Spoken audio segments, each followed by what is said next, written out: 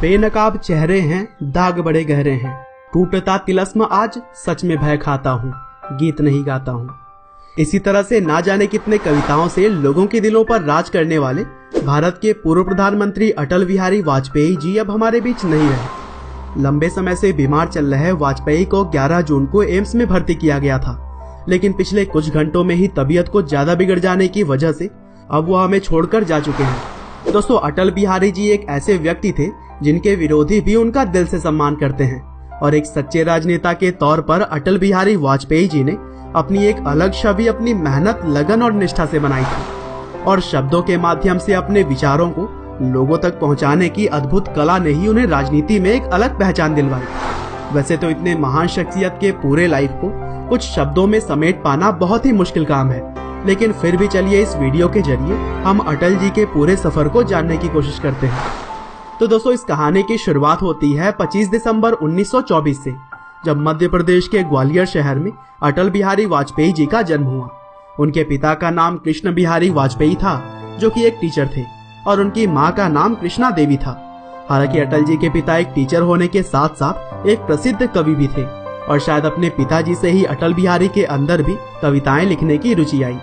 अटल जी ने अपनी शुरुआती पढ़ाई सरस्वती शिशु मंदिर और गोरखीबाड़ा ग्वालियर स्कूल से की, और फिर ग्रेजुएशन की पढ़ाई के लिए उन्होंने महारानी लक्ष्मीबाई कॉलेज में एडमिशन ले लिया। हालांकि आगे चलकर उन्होंने डीएवी कॉलेज कानपुर में मास्टर ऑफ आर्ट से पोस्ट ग्रेजुएशन भी किया।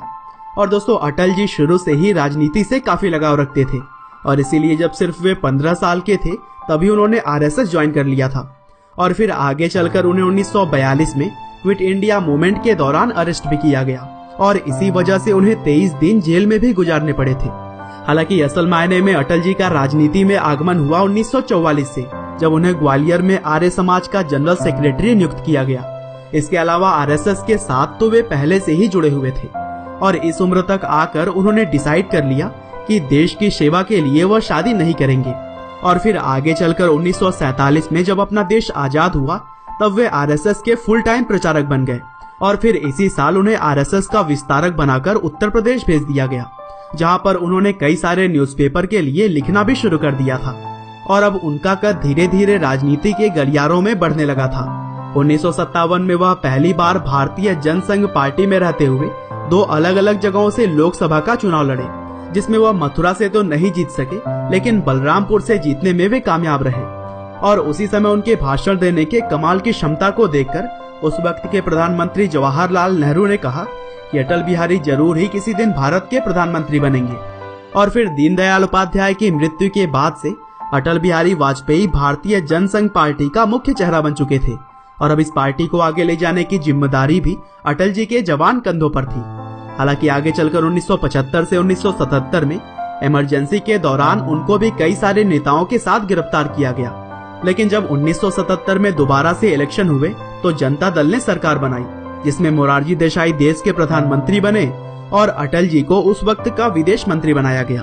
और दोस्तों, अटल जी ही पहले ऐसे भारतीय विदेश मंत्री थे जिन्होंने यूनाइटेड नेशन जनरल असेंबली में हिंदी भाषा में अपना भाषण दिया था।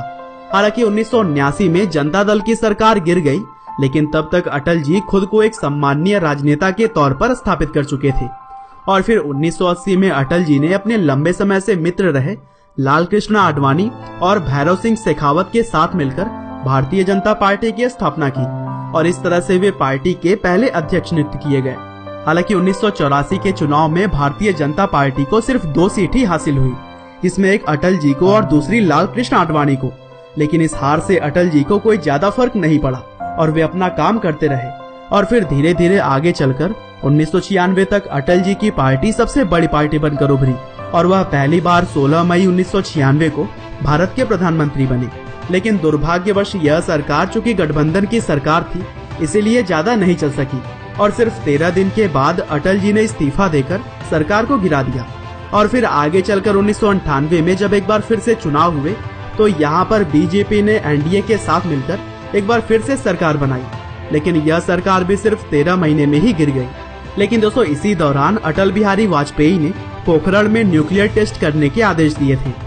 हालांकि सरकार गिरने के कुछ समय के बाद से फिर से चुनाव कराए गए, और फिर इस बार बीजेपी के नेतृत्व वाले एनडीए गठबंधन को 303 सीट मिली, और इस तरह से 13 अक्टूबर 1999 को अटल जी ने तीसरी बार प्रधानमंत्री की शपथ ली और इस बार वे अपना टर्म पूरा करने में भी कामयाब रहे और अपने कार्यकाल के दौरान उन्होंने बहुत सारे अच्छे काम किए, जिससे कि भारत की इकोनॉमी भी काफी आगे बढ़ सकी।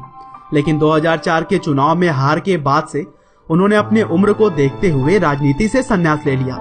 लेकिन आज भी हर पार्टी के राजनेता उन्हें अपना आदर्श मानते हैं और देश के हित में किए गए उनके शानदार काम के लिए उन्हें भारत रत्न से भी सम्मानित किया जा चुका है। साथ ही उनकी देशभक्ति और देश के प्रति सोच आप उनके बहुत सारी किताबों और कविताओं के जरिए भी देख सकते हैं। और दोस्तों, भले ही अटल जी हमारे बीच नहीं रहे, लेकिन वह हमारे दिलों में हमेशा ही जिंदा रहेंगे। आपका बहुमूल्य समय देने के लिए बहुत बहुत धन्यवाद।